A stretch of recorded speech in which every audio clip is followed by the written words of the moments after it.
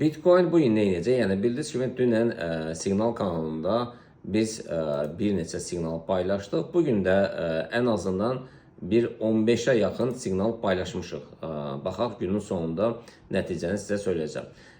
Demək Bitcoin'də alışlar 67.650'lərdə, satışlar isə 67.148'lərdir.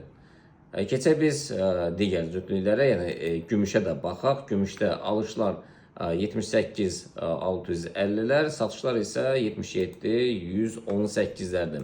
Evro onunla rəqabət etməyən satış əməliyyatlarına yaddaşlarda qaldı. Bugün yenidən satışlar 1.17 400'lərdən gələcək. Funtda isə satışlar 1.34 300'lərdən gələcək. Alışlar isə 1.34 500'lərdən, Evronun olan rəqabətində alışlar 1.17 700'lərdən gələcək.